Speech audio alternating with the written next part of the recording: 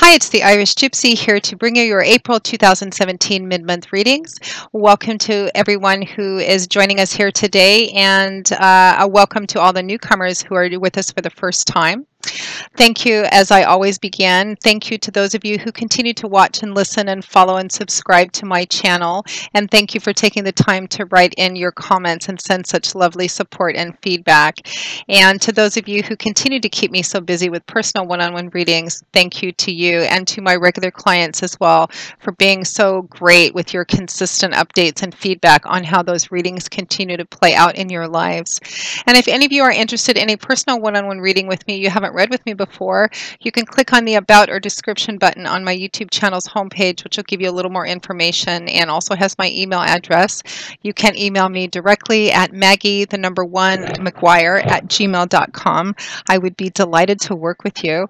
I do readings full-time 6 days a week, so I'm usually able to get back with you quite quickly. And turnaround time for personal readings is anywhere from a few days upwards of 2 weeks, but almost always within a 2-week period of time we can schedule a reading for you live or recorded. I do a variety of readings: love and romance, compatibility charting, career, work, and finance, health, channeled messages, year overviews, and such. So if you're interested, send me an email and we'll set something up for you. So these are general readings. Make sure to check your rising and your moon sign videos as well.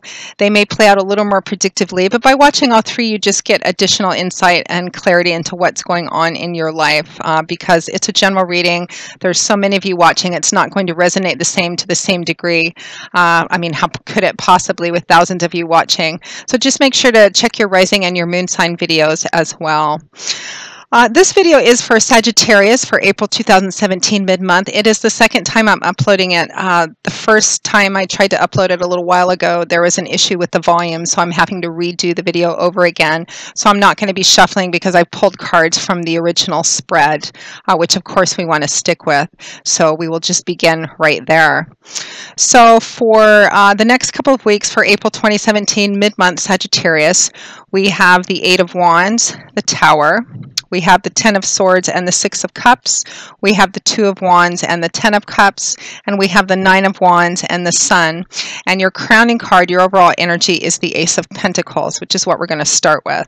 So your crowning card, your overall energy, is the Ace of Pentacles. Here we have Earth energy, which is the element that governs Pentacles, and the energy of this suit manifests itself typically in the earthly part of our lives, that tangible sector, and it's often things like money, finances, property, resources, real estate, jobs, etc., things we can see and touch and feel. Aces represent the start of a new path, a new beginning, or a sense of renewal in something. They represent seeds, which can have a lot of potential to grow into something quite extraordinary, quite beautiful.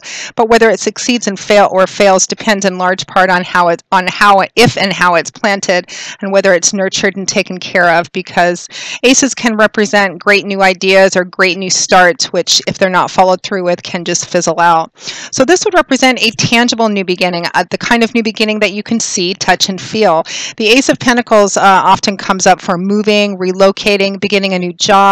Sometimes it can represent getting money or tangible resources that you need to start a new beginning. So some of you over the next couple of weeks, although I feel like this is an ongoing situation, something which may have just occurred that you're dealing with. Some of you may be moving, relocating, starting a new job, having some kind of tangible new beginning, or your energy, the focus is on how to do that. Some of you are in a position where you suddenly find yourself in needing to move, relocate, start a new job, or all of the above. There is tangible new beginnings on the horizon for you.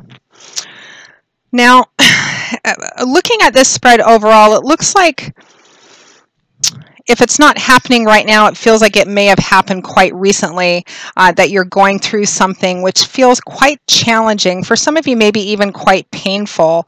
Although we do have the Sun card in this spread, and the Sun card often lessens and sometimes negates any challenging or painful energy of cards surrounding it, and increases positive energy of cards surrounding it as well. So I'm glad to see that.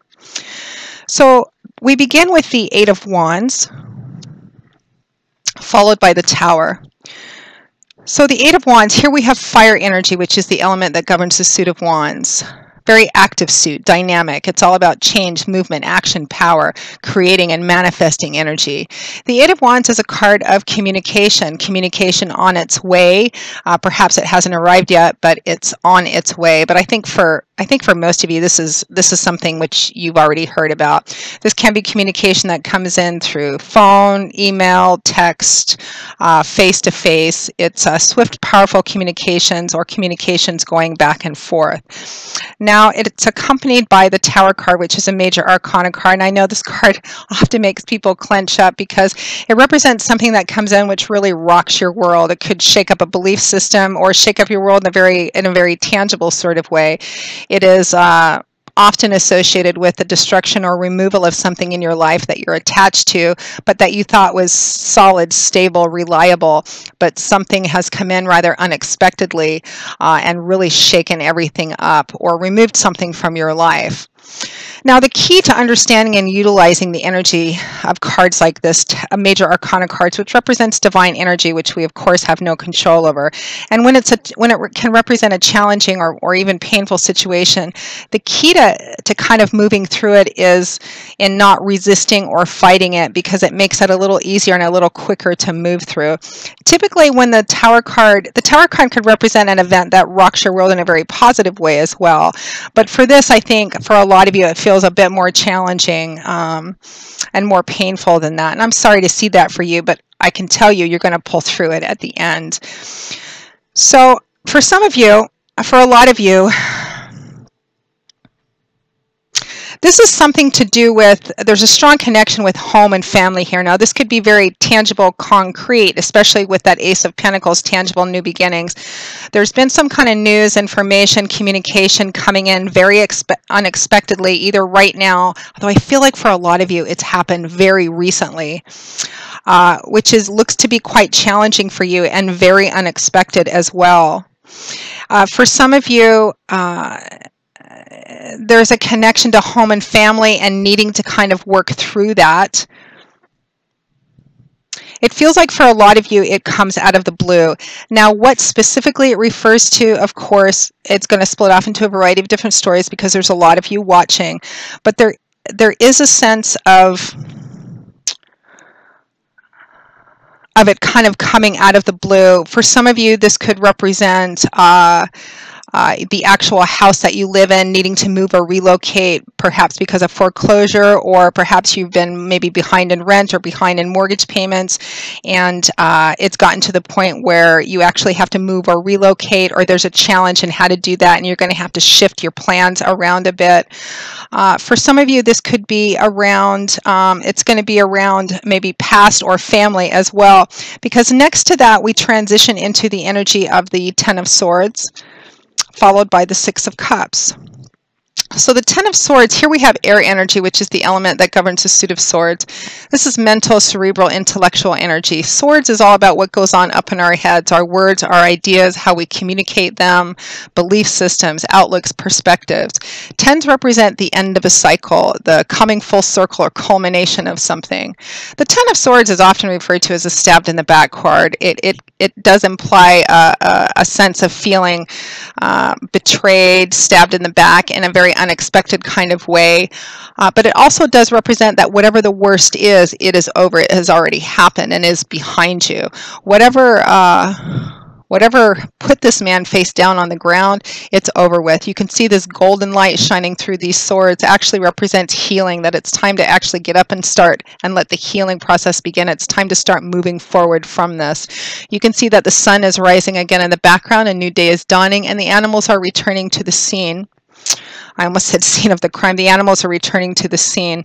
So while it looks like whatever this unexpected news or information is that has come in and that has kind of really rocked your world and shaken you up, it looks like it is very difficult to deal with and has been very challenging to deal with, but it's not going to get any worse. The worst has already happened. So it's now time to start, after the initial kind of shock, it's time to start taking stock and moving forward. Where this energy comes from is connected to the past too, because that Ten of Swords is paired with the Six of Cups. Here we have water energy, which is the element that governs the Suit of Cups. And this energy manifests itself in our emotional landscape. It's about emotions, feelings, relationships, love. The Six of Cups is a card associated with the past, reminiscence, nostalgia, childhood, roots of origin. It can also represent travel back to travel back to the past, like traveling to see your parents, relatives, back to where you grew up. It's a card often associated with that. So, for some of you, and I felt this quite strongly when I first pulled it in the first video. For some of you, this can represent unexpected news that's coming in. It could represent having found out about a death in the family, a death of relatives. It could represent somebody falling, some of you maybe have gotten news or information that a family member has fallen ill, and some of what needs to be worked out, because there's this sense of, I'm getting the sense of details, paperwork, making long-term plans or adjusting long-term plans. For some of you, it could be dealing with the aftermath of a death, dealing with paperwork, wills, estates. For some of you, it could be a relative or a close family member that's fallen ill and you need to travel back or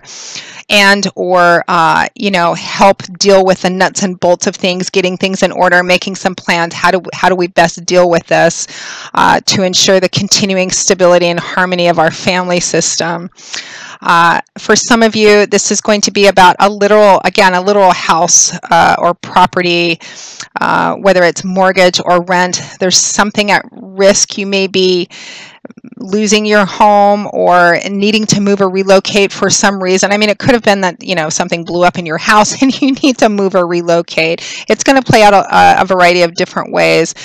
But as I always say, the fundamental energy remains the same. It's about home and family, and it affects home and family. Looks like it kind of came out of nowhere and really rocked everybody. And there's a sense of paralysis for a little bit, but there's things that need to happen. And it feels like kind of after that initial shock, it's like, okay, so how do we deal with this? It's about making a plan and kind of getting things in order. And that's where I feel the majority of this energy is kind of focused over the next couple of weeks, Sagittarius. We move next into the energy of the Two of Wands, followed by the Ten of Cups. So more fire energy here. The Two of Wands is about long-term thinking and planning. So it's about dealing with kind of the aftermath of what this is. It's about needing to figure out what's the goal, what's the long-term vision or long-term goal here, what's actually really wanted, or readjusting plans that were already in place, particularly for those of you who have to deal with somebody falling ill or needing to maybe help with details of an elderly family member, putting other plans into place or adjusting plans that were already into place. The key to choosing the right path, because this represents being at a crossroads where you need to make a decision. Do I go left? Do I go right? Do I choose this path? Do I choose that path? And the way that that right path becomes clear is in having a clear vision of what you want at the end. What's the big picture here? What's the big goal? And choosing a path that leads the most efficient path to getting there. And I feel like, again, there's a lot of nuts and bolts details over the next couple of weeks. Phone calls, paperwork, kind of hashing stuff out and making plans and putting steps into place and starting to take steps to kind of pull things together. Now that Two of Wands is paired with the Ten of Cups.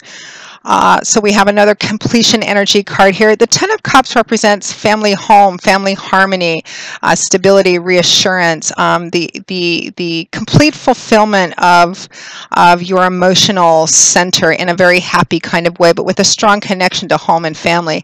The artist Ciro Marchetti, when he designed this particular card, he did it as if it were what he was coming home to at the end of the day, that sense of homecoming, that sense of being at a place where you're happy, you fit, it's authentic, you take your shoes off, everything just feels right, you feel like everything's kind of on board. Home, a family, harmony, and unity and peace as well. So this is about making plans, long-term plans to ensure the stability, the continued stability and harmony of your home, of family, relatives, even children, kind of dealing with details. Basically, that's what it feels like. It's dealing with details and concrete, tangible plans in the aftermath of something happening that was quite unexpected and shaking everybody up.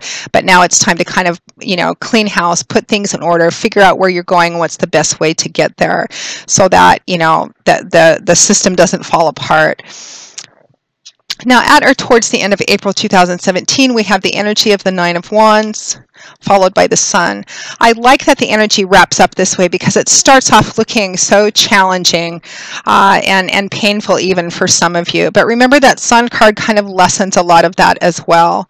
So the Nine of Wands is a card about not giving up because you're close to the end, which is where this soldier is. This man is a soldier. He's girded for battle. He's been through a number of battles already, but he's still going strong, even though you may feel tired, exhausted, sad, grieving, even whatever this is that you've been dealing with this. But the Nine of Wands, we're at the 9 here. The 10, remember, would represent completion.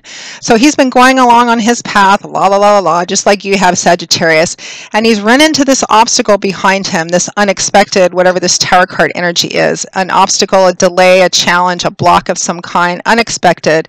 It's about taking a step back, taking another look at it, re-strategizing, figuring out how to deal with it, which is where your energy is going to be focused, or needs to be focused over the next couple of weeks, Sagittarius. That's what this soldier is doing. He's not giving up. He's not retreating. He's just taking a step back. He's taking a look. He's making another plan, getting a different perspective so he can go in, figure out how to deal with this, and then complete his journey because he's very close to the end. So it's about not giving up at the 11th hour, Sagittarius, even though there may be times over the next few weeks, and I think maybe playing out a little bit longer, but mostly kind of right now where you feel maybe tired, exhausted, but it represents being almost there. And I think, again, I get this feeling of details. Now, it's paired with the Sun card, which is gorgeous. Don't give up because it's going to get better, which is what the Sun card represents. An uplifting of energy, a loosening up of restrictions, of restrictive energy, light, love, warmth, laughter, clarity, illumination. If you didn't have the answers in the beginning, the Sun card will reveal that to you. It brings answers and illumination. It also, kind of like the Star card, it's darkness into light, winter into spring, sickness into health. This is things getting better and being able to breathe a nice, big, deep sigh of relief and let a lot of this go.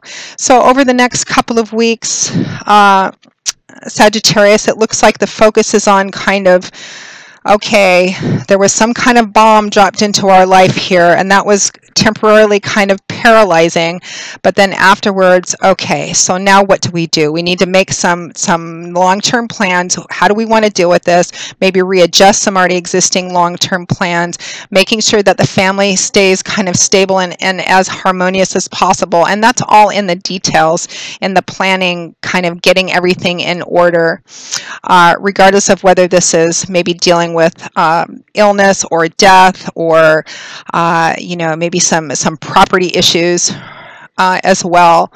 Getting all of that in order, crossing your T's, dotting your I's. For some reason, I just keep getting paperwork over in my head, a lot of paperwork.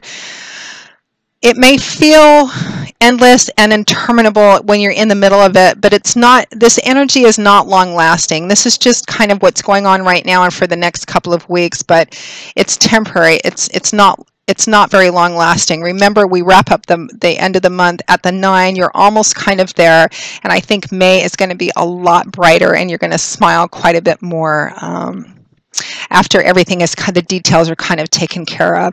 And remember, your crowning card is that Ace of Pentacles, so it's tangible new beginnings, new home, new apartment, travel, brand new beginnings. It could be that some of you, perhaps those of you too who are, needing to deal with estates and wills and things like that, it could also represent, the division of that, and perhaps money or resources that you get as well that will enable you to have the kind of new beginning that you wanted. So that's what the focus is over the next couple of weeks, Sagittarius. You can do this one. Again, it looks like whatever it is very challenging, but you're going to pull through it. Looks like the devil's in the details over the next couple of weeks. So make sure to cover all your bases, remembering that Mercury is in retrograde. So that pretty much wraps up your April 2017 mid-month reading, Sagittarius. I hope that you have found it, that it's given you some insight, some clarity, some food for thought into what's going on in your life. And if it doesn't resonate for you, remember to check your rising and your moon sign videos as well.